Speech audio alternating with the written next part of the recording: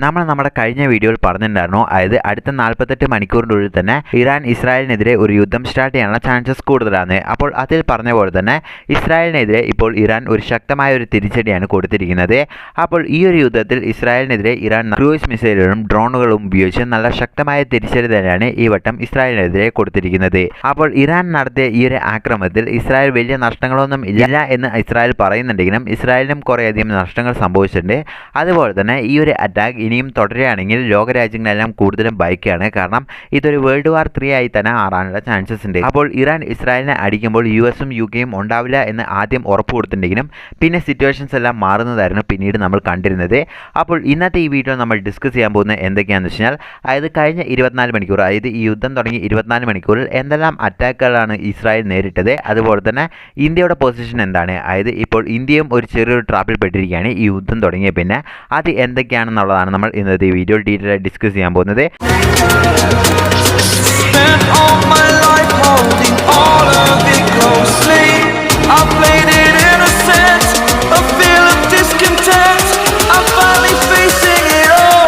അപ്പോൾ ഈ യുദ്ധം എന്തുകൊണ്ടാണ് ഇപ്പോൾ സ്റ്റാർട്ട് ചെയ്തത്, അതുപോലെ തന്നെ ഇറാനും ഇസ്രായേലും എന്തുകൊണ്ടാണ് ഇത്ര ശത്രുക്കളായത്, അവർ ഒരു കാലത്തിൽ അവരുടെ അത്ര സൗഹൃദമുള്ള വേറെ രാജ്യങ്ങളില്ലായിരുന്നോ, അങ്ങനെയുള്ള രാജ്യത്തിന് എങ്ങനെയാണ് ഇത്രമാത്രം ശത്രുക്കളായി മാറിയത്, അതുപോലെ തന്നെ ഈ യുദ്ധത്തിൻ്റെ കോസ് എഫക്റ്റ്, ഇതെല്ലാം കുറിച്ച് നമ്മൾ ഡീറ്റെയിൽ ആയി എക്സ്പ്ലെയിൻ ചെയ്ത് ഒരു സെപ്പറേറ്റ് വീഡിയോ തന്നെ പോസ്റ്റ് ചെയ്തിട്ടുണ്ട്. ആ ഒരു വീഡിയോ നിങ്ങൾ ഈ വീഡിയോ കാണുന്ന പോലെയല്ല, അതായത് അത് എന്നും ആ ഒരു ഫ്രണ്ട്ഷിപ്പിനെ കുറിച്ച് നിങ്ങൾക്ക് ക്ലിയർ ആയി മനസ്സിലാവാൻ വേണ്ടി ആ ഒരു വീഡിയോ നിങ്ങൾ കണ്ടിട്ടില്ലെങ്കിൽ തീർച്ചയായിട്ടും കണ്ടുവെക്കുക. താഴെ ഡിസ്ക്രിപ്ഷനിൽ ലിങ്ക് കൊടുക്കാം, ചെക്ക് ചെയ്ത് നോക്കുക. ഇപ്പോൾ വീഡിയോയിട്ട് കിടക്കാം, അതായത് ഈ യുദ്ധത്തിനെ കുറിച്ചുള്ള അഫക്റ്റുകൾ.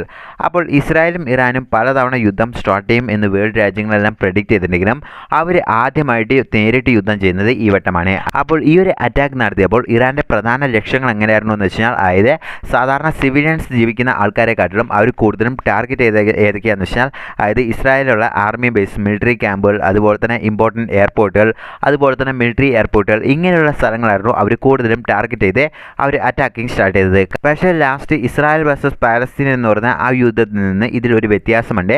കാരണം എന്താണ്, കഴിഞ്ഞ വർഷം ഹമാസ് ഇസ്രായേൽ വന്ന് നടത്തിയ ആ ഒരു കൊടൂര ആക്രമണത്തിൽ നിന്ന് ഇസ്രായേൽ ഒരു വീഴ്ച സംഭവിച്ചു എന്ന് ഇസ്രായേലിലുള്ള ജനങ്ങൾക്ക് തന്നെ വലിയ രീതിയിലുള്ള ചർച്ചയുണ്ടായിരുന്നു. കാരണം വേൾഡിലെ നമ്പർ 1 ഇൻ്റലിജൻസ് ഏജൻസി എന്ന് പറയുന്ന അത് മൊസാദാണ്, അതായത് ഇസ്രായേലിൻ്റെ ഏജൻസിയാണ്. അപ്പോൾ അതിൽ ഒരു വീഴ്ച പറ്റിയിട്ടുണ്ടെങ്കിൽ അത് മൊസാദിൻ്റെ ഒരു വലിയൊരു വീഴ്ചയാണ്. അതുപോലെ തന്നെ അമേരിക്കയ്ക്കും അതൊരു വലിയ വീഴ്ച എന്ന് പറഞ്ഞ് വേൾഡ് ലെവലിൽ തന്നെ അത് വലിയ രീതിയിൽ ചർച്ച ചെയ്യപ്പെട്ടതാണ്. അപ്പോൾ ഈ ഒരു യുദ്ധത്തിൽ, അതായത് ഇസ്രായേൽ വേഴ്സസ് ഇറാൻ എന്ന് പറഞ്ഞ ഈ ഒരു യുദ്ധത്തിൽ ആ ഒരു മിസ്റ്റേക്ക് ഒരിക്കലും സംഭവിക്കരുത് എന്ന് ഇസ്രായേലിനും തീർച്ചയായിട്ടും ഇസ്രായേലിനും ഉറപ്പ് വരുത്തേണ്ടതായിട്ടുണ്ടായിരുന്നു. അതുപോലെ തന്നെ അമേരിക്കയ്ക്കും ഇത് ശക്തമായിട്ട് തന്നെ ഈ ഒരു കാര്യത്തിൽ ഉറപ്പ് വരുത്തേണ്ടതായിട്ടുണ്ടായിരുന്നു. അതുകൊണ്ട് എന്താണെന്ന് വെച്ചാൽ അമേരിക്കൻ ഇൻ്റലിജൻസ് ഏജൻസിയും അതുപോലെ തന്നെ മൊസാദും ഒരുമിച്ച് വർക്ക് ചെയ്ത് എന്തായാലും ഇറാൻ ഇസ്രായേലിനെ അടിച്ചിരിക്കും എന്ന് പറഞ്ഞ് അവരൊരു കൃത്യമായ ഒരു ഇൻ്റലിജൻസ് ഏജൻസിൻ്റെ ഒരു റിപ്പോർട്ടുകൾ പുറത്തുവിട്ടു. അതിനനുസരിച്ച് തന്നെയാണ് ഇറാനും ആ ഒരു ആക്രമണം സ്റ്റാർട്ട് ചെയ്തത്. അതായത് അവർ മുൻപ് പ്രെഡിക്റ്റ് ചെയ്ത അതേ പ്രഡിക്ഷൻ തന്നെയാണ് ഇറാനും ഈ വട്ടം ആക്രമണം സ്റ്റാർട്ട് ചെയ്തത്. അപ്പോൾ യുദ്ധം സ്റ്റാർട്ട് ചെയ്ത് കൃത്യം രാത്രിയാണെങ്കിലും ഏകദേശം 200ഓളം ഡ്രോൺസ് ആണ് ആദ്യത്തെ ഫേസിൽ തന്നെ ഇറാൻ ഇസ്രായേലിനെതിരെ അറ്റാക്ക് നടത്തിയത്. അപ്പോൾ 200-ലും അധികം ഡ്രോൺസ്, അതുപോലെ തന്നെ സൂപ്പർസോണിക് മിസൈൽസ്, അതുപോലെ തന്നെ മറ്റ് മിസൈൽസിലെല്ലാം ചേർന്നുകൊണ്ടാണ് അവർ അറ്റാക്ക് സ്റ്റാർട്ട് ചെയ്തത്. അപ്പോൾ ഈ ഒരു അറ്റാക്ക് സ്റ്റാർട്ട് ചെയ്തപ്പോൾ തന്നെ അയൺ ഡോം വർക്ക് ചെയ്യുന്നുണ്ടോ എന്നുള്ള കാര്യം അമേരിക്കയും അതുപോലെ തന്നെ ഇസ്രായേലും ഡബിൾ ചെക്ക് ചെയ്തിരുന്നു. കാരണം അത്രമാത്രം അറ്റാക്കാണ് ഇറാൻ്റെ ഭാഗത്തു നിന്ന് ഇസ്രായേലിലോട്ട് വരാൻ പോകുന്നത് എന്ന് അവർ മുമ്പ് തന്നെ പ്രെഡിക്റ്റ് ചെയ്തിരുന്നു. അപ്പോൾ അവർ പ്രെഡിക്ഷൻ ചെയ്ത പോലെ തന്നെ, അതായത് അയൺ ഡോം കൂടാതെ ഇതിലും കൂടുതൽ ഉപകരണം ആവശ്യമുണ്ട് എന്ന് മനസ്സിലാക്കിയ അമേരിക്കയും യുകെയും കൂടെ അവർ കൂടുതലായിട്ടും വെപ്പൺസ് ഇസ്രായേലിലോട്ട് സെൻഡ് ചെയ്തു. അതുപോലെ തന്നെ അവരുടെ ഫൈറ്റർ ജെറ്റ്സ് എല്ലാം തന്നെ ഇസ്രായേലിലോട്ട് വരികയും, അതായത് ഈ 3 രാജ്യം കൂടെ ഒരുമിച്ചാണ് തിരിച്ചടി നൽകിയത്. എന്നാൽ ഇതിൽ മിഡിൽ ഈസ്റ്റിലുള്ള ആൾക്കാരിൽ നിന്ന് തന്നെ ഒട്ടും പ്രതീക്ഷിക്കാതെ ഒരു ട്വിസ്റ്റ് സംഭവിച്ചത് എന്താണെന്ന് വെച്ചാൽ, അതായത് ജോർദാൻ ഇപ്പോഴും, അതായത് ഇസ്രായേലിന് എതിരെയായിരുന്നു ഇത്രയും വർഷങ്ങൾ ജോർദാൻ നിന്നുകൊണ്ടിരുന്നത്. അതായത് ഇസ്രായേലിന് എതിരെ ഇറാൻ നടത്തിയ ആ ഒരു അറ്റാക്കിൽ ജോർദാൻ കിങ് തന്നെ അതായത് അമേരിക്കക്കാർക്ക് ജോർദാൻ്റെ എയർ സ്പേസ് ഉപയോഗിക്കാനുള്ള എല്ലാ റൈറ്റ്സും ജോർദാൻ കിങ് കൊടുത്തു. ഇതുകൊണ്ട് എന്താണെന്ന് വെച്ചാൽ, അതായത് ഇറാൻ്റെ സൂപ്പർസോണിക് മിസൈൽസും അതുപോലെ തന്നെ ഡ്രോൺ എല്ലാം തന്നെ ഇസ്രായേലിലോട്ട് വരുന്നതിന് മുമ്പ് തന്നെ അമേരിക്കയ്ക്കും യുകെക്കും തന്നെ, അതായത് ജോർദാൻ്റെ എയർ സ്പേസ് ഉപയോഗിച്ചിട്ട് അതിന് കൃത്യമായിട്ട് തന്നെ ഇൻ്റർവെൻ ചെയ്യാനും പറ്റി. അതുപോലെ തന്നെ അതിൻ്റെ ബാക്കി മാത്രമോ അയൺ ഡോമിന് ചെയ്യേണ്ടതായിട്ട് വരുന്നുള്ളൂ. അപ്പോൾ ഇതുകൊണ്ട് എന്താണെന്ന് വെച്ചാൽ, അതായത് ഇറാൻ വിട്ട ഏകദേശം 100% മിസൈൽസിൽ ഏകദേശം 99% ഫെയിലിയർ ആയിരുന്നു എന്നാണ് ഇപ്പോൾ ഇസ്രായേൽ അറിയിച്ചിരിക്കുന്നത്. അപ്പോൾ ഇറാൻ വിട്ട എല്ലാ സൂപ്പർസോണിക് മിസൈലും ഫെയിലിയർ ആയിരുന്നോ എന്ന് ചോദിച്ചു കഴിഞ്ഞാൽ ഫെയിലിയർ ആണ്. പക്ഷേ എന്നാലും അതിൽ വലിയൊരു ഡാമേജാണ് ഇസ്രായേലിന് സംഭവിച്ചത്. കാരണം എന്താണെന്ന് വെച്ചാൽ അതായത് ഇത്രമാത്രം സൂപ്പർസോണിക് മിസൈൽസും അതുപോലെ തന്നെ ഡ്രോൺസ് എല്ലാം വരുന്നതുകൊണ്ട് തന്നെ അത് ഇസ്രായേലിൻ്റെ മണ്ണിലോട്ട് വീണ് കഴിഞ്ഞാൽ അത് ഇസ്രായേലിന് വലിയ രീതിയിലുള്ള ടെൻഷൻ വരും. അതായത് വലിയ രീതിയിലുള്ള പ്രഷർ നെതന്യാഹുവിനും വരും. അപ്പോൾ ഇതുകൊണ്ട് എന്താണെന്ന് വെച്ചാൽ അതായത് ഇസ്രായേൽ IDF എല്ലാം തന്നെ കൃത്യമായിട്ട് തന്നെ പ്രവർത്തിച്ചു. ഇതുകൊണ്ട് എന്താണെന്ന് വെച്ചാൽ ഒരു രാത്രി അതായത് വെറും ഒരു രാത്രി ഇറാനെ എതിരെ ആക്രമിക്കാൻ വേണ്ടി ഇസ്രായേലും അമേരിക്കയും കൂടെ ചെലവഴിച്ചത് ഏകദേശം $1.35 ബില്യൺ അതായത് ഇന്ത്യൻ എമൗണ്ടിനനുസരിച്ച് ഏകദേശം 11,287 കോടി രൂപയാണ് ഒരു രാത്രിക്ക് വേണ്ടി ഇത്രയും അധികം ചെലവഴിച്ചത്.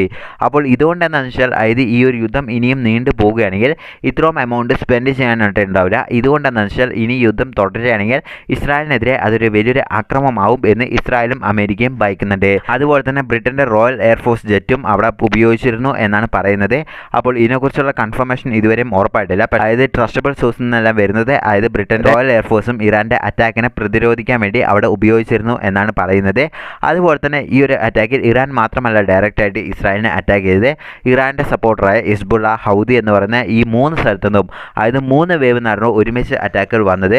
അതുപോലെ തന്നെ ഈ 3 വേവിനെയും അറ്റാക്ക് ചെയ്യാൻ വേണ്ടി ഇസ്രായേൽ തനിച്ചല്ലായിരുന്നു. ഇസ്രായേൽ, അമേരിക്ക, UK അതുപോലെ തന്നെ ജോർദാൻ്റെ എയർ സ്പേസും ഉപയോഗിച്ച് ഈ 4 പേരും കൂടെ ചേർന്നിട്ടാണ് തിരിച്ചും അറ്റാക്ക് ചെയ്തത്. 99% ഫെയിലിയർ ആണ്. പക്ഷേ 1% അവിടെയുള്ള അതായത് ഇസ്രായേലിലുള്ള മാക്സിമം അതായത് വലിയ വലിയ മിലിറ്ററി ക്യാമ്പസിലുള്ള അവിടെ ഇവിടെയും ഡാമേജുകൾ വരുത്തി എന്ന് പറയുന്നുണ്ട്. പക്ഷേ ഇത് ഇസ്രായേൽ പൂർണ്ണമായിട്ടും നിരോധിക്കുന്നുണ്ട്. അതായത് ന്യൂസ് ഏജൻസി എല്ലാം പോയിട്ട് അവിടെ ഒരു ഡീറ്റെയിൽ റിപ്പോർട്ടുകൾ പുറത്തിറക്കിയാൽ മാത്രമോ അതിനെക്കുറിച്ച് കൃത്യമായി മനസ്സിലാവുള്ളൂ. അതുപോലെ തന്നെ ഇറാൻ്റെ ഭാഗത്തു നിന്ന് വന്ന കൺഫർമേഷൻ എന്തൊക്കെയാണെന്ന് വെച്ചാൽ അതായത് ഞങ്ങൾ ആദ്യത്തെ ഫേസ് അറ്റാക്ക് നടത്തി തീർത്തോ. അപ്പോൾ ഈ ഒരു അറ്റാക്ക് കൊണ്ട് നമ്മൾ നിർത്താനാണ് പ്ലാൻ ചെയ്തിരിക്കുന്നത്. അതായത് ഫ്യൂച്ചറായിട്ട് ഇനിയും എപ്പോഴെങ്കിലും റിറ്റാലിയേറ്റ് ചെയ്താൽ മാത്രമോ ഇറാൻ തിരിച്ചടിക്കുകയുള്ളൂ എന്നാണ് ഇറാൻ്റെ ഭാഗത്തു നിന്ന് ഇപ്പോൾ കിട്ടുന്ന ഒരു ഇമ്പോർട്ടൻ്റ് ആയ ന്യൂസ്. കാരണം എന്താണെന്ന് വെച്ചാൽ ഇത് അമേരിക്കയ്ക്കും UKയ്ക്കും അതുപോലെ തന്നെ ഇസ്രായേലിനും എതിരെ ഒരു കണ്ടംപ്റ്റ് അറ്റാക്ക് മാത്രമാണ് എന്നാണ് ഇപ്പോൾ ഇറാൻ അറിയിച്ചിരിക്കുന്നത്. അതായത് ഞങ്ങൾക്ക് ഇത്രമാത്രം ഒരു കേപ്പബിലിറ്റി ഉണ്ട്, ഇനിയും നിങ്ങൾ ഞങ്ങളെ ചൊറിയാൻ വരികയാണെങ്കിൽ ഞങ്ങൾ തിരിച്ചടിക്കും എന്നുള്ളതിന് വേണ്ടി ഒരു ഭീഷണിക്ക് വേണ്ടി മാത്രമാണ് ഇത്രയും അറ്റാക്ക് നടത്തിയത് എന്നാണ് പറഞ്ഞിരിക്കുന്നത്. അതുപോലെ തന്നെ UN ഇപ്പോൾ ഒരു കണ്ടംപ്റ്റ് അറിയിച്ചിരിക്കുന്നുണ്ട്. അപ്പോൾ ഈ ഒരു കണ്ടംപ്റ്റിന് ഇറാൻ പറഞ്ഞിരിക്കുന്നത് എന്താണെന്ന് വെച്ചാൽ അതായത് ഞങ്ങൾക്ക് എതിരെ ഒരു അറ്റാക്ക് വന്നു, അതായത് ഞങ്ങളല്ല അറ്റാക്ക് ആദ്യം സ്റ്റാർട്ട് ചെയ്തത്, അവർ അറ്റാക്ക് സ്റ്റാർട്ട് ചെയ്തുകൊണ്ട് തന്നെ അവർ അതിനെ റിറ്റാലിയേറ്റ് ചെയ്യാൻ വേണ്ടി മാത്രമോ ഞങ്ങൾ ചെയ്തുള്ളൂ. അപ്പോൾ ഇത് ഞങ്ങളുടെ സോളിഡാരിറ്റീൻ്റെ പ്രശ്നമാണ് എന്ന് ഒരു എക്സ്പ്ലനേഷനും കൊടുത്തു. അപ്പോൾ ഇത് തന്നെയാണ് ഹമാസിൻ്റെ പ്രശ്നത്തിൽ ഇസ്രായേലും പറഞ്ഞത്. അതായത് ഞങ്ങളല്ല ആദ്യം അടിച്ചത്, ആദ്യം ഹമാസാണ് അടിച്ചത്, അതിനു വേണ്ടി ഞങ്ങൾ റിറ്റാലിയേറ്റ് ചെയ്യുന്നുള്ളൂ എന്ന് മാത്രമാണ് അവർ പറഞ്ഞത്. അതുപോലെ തന്നെ ഇതിൽ സർപ്രൈസ് ആയിട്ട് എന്താ ഒരു കാര്യം എല്ലാവരും എടുത്തു നോക്കേണ്ടത് എന്താണെന്ന് വെച്ച് കഴിഞ്ഞാൽ അതായത് ഈ ഒരു യുദ്ധത്തിൽ ഇറാൻ ഇസ്രായേലിന് ശക്തമായ ഒരു തിരിച്ചടി കൊടുക്കാൻ വേണ്ടി ആലോചിച്ചിട്ടില്ല എന്നാണ് എല്ലാവരും പറയുന്നത്. അതായത് ഇറാൻ ഒരു യുദ്ധം സ്റ്റാർട്ട് ചെയ്യണം എന്ന് ഉണ്ടെങ്കിലും പക്ഷേ ഇതിൽ ഒരു ശക്തമായ ഒരു ആക്രമണം ഇസ്രായേലിന് കൊടുക്കണമെന്ന് ഇറാൻ ഒരിക്കലും ആലോചിച്ചിട്ട് പോലും ഇല്ല എന്നാണ് എല്ലാവരും പറയുന്നത്. ഇതിൻ്റെ കാരണം എന്താണെന്ന് വെച്ചാൽ അതായത് മൊസാഡും അതുപോലെ തന്നെ അമേരിക്കൻ്റെ CIA എല്ലാം തന്നെ അത്രമാത്രം പ്രെഡിക്റ്റ് ചെയ്യുമ്പോൾ ആ ഒരു ദിവസം തന്നെ കൃത്യമായിട്ട് ഇറാൻ അറ്റാക്ക് ചെയ്തിട്ടുണ്ടെങ്കിൽ അതിൽ കൃത്യമായിട്ട് തന്നെ ഇറാന് ഒരു പ്ലാൻ ഇല്ലായിരുന്നു എന്നാണ് പറയുന്നത്. അതായത് ഇപ്പോൾ ഇസ്രായേലിനെ ആദ്യത്തെ അതായത് ഒക്ടോബർ 7-ാം തീയതി കൊടുത്ത ആ ഒരു അറ്റാക്കിൽ ആരും തന്നെ പ്രെഡിക്റ്റ് ചെയ്തില്ല. അതായത് പെട്ടെന്ന് അറ്റാക്ക് കൊടുത്തു. അതുകൊണ്ട് എന്താണെന്ന് വെച്ചാൽ കൂടുതൽ ഡാമേജ് വരും. ഇത് തന്നെയാണ് റഷ്യ-ഉക്രൈൻ വാറിൽ നടന്നത്. അതായത് അമേരിക്ക ഏത് നിമിഷം വേണമെങ്കിലും അറ്റാക്ക് നടത്തും എന്ന് പറഞ്ഞിട്ടുണ്ടെങ്കിലും പക്ഷേ ആ ഒരു യുദ്ധം പുടിൻ വേണമെന്ന് വെച്ച് 2-3 ആഴ്ച തള്ളിക്കളഞ്ഞു. ഇതുകൊണ്ട് എന്താണെന്ന് വെച്ചാൽ അതായത് പെട്ടെന്നൊരു അറ്റാക്ക് നടത്തുമ്പോൾ ആർക്കാണെങ്കിലും 1 മിനിറ്റ് ഒന്ന് ഷോക്കാവും. അങ്ങനെ ഒരു അറ്റാക്കിന് വേണ്ടി ഇവിടെ ഇസ്രായേലിന് എതിരെ ഇറാൻ ശ്രമിച്ചില്ല എന്നാണ് എല്ലാവരും പറയുന്നത്. അപ്പോൾ ഈ ഒരു യുദ്ധം തുടങ്ങിയുകൊണ്ട് വേൾഡ് വാർ 3 ആവുമെന്ന് പലർക്കും ഒരു സംശയമുണ്ടായിരുന്നു. പക്ഷേ വേൾഡ് വാർ 3 ഒന്നും ആവാനുള്ള ചാൻസസ് ഇല്ല. കാരണം എന്താണെന്ന് വെച്ചാൽ ഈ ഒരു യുദ്ധം ഇപ്പോൾ ഇറാൻ നീട്ടിക്കൊണ്ടാവാൻ ഇറാൻ ആഗ്രഹിക്കുന്നില്ല. ഇറാൻ ഇപ്പോൾ ഫസ്റ്റ് ഫേസ് അറ്റാക്ക് നിർത്തി എന്ന് പറഞ്ഞു.